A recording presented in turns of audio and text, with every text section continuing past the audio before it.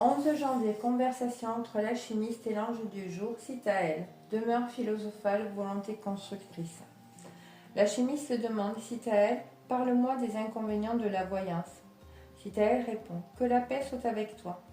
Alchimiste, quelques privilégiés parmi vous ont acquis la faculté de percevoir ce qui se passe sur le plan astral. Très peu à l'heure actuelle ont accès au plan mental. Le monde astral est un univers où tout prend la forme de tes pensées. La pensée est vivifiante. Éprouve une pensée, nourris-la de tes sentiments et elle prendra forme sous tes yeux. Si la voyance peut être utile, elle ne reste pas sans inconvénient pour plusieurs raisons. La première, c'est que toute image qui est vue dans le monde astral est un cliché provisoire qui peut être modifié si celui qui a donné vie à l'image change sa façon de vivre.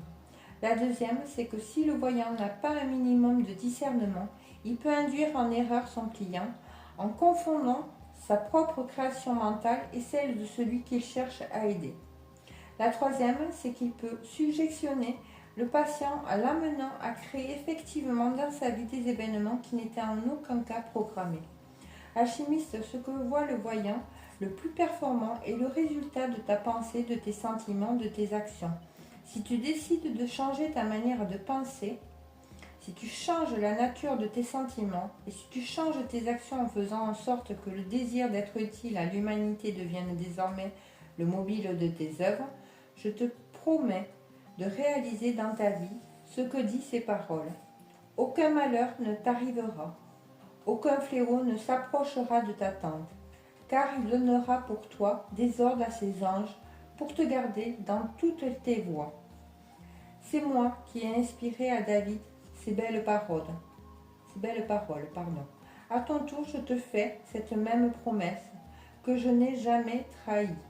Tous ceux qui font appel à moi et qui croient à l'infinie miséricorde de Dieu verront tes merveilles.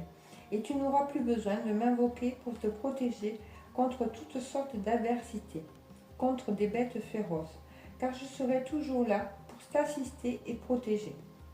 Il suffit que tu renaisses de nouveau. Que la paix soit avec toi.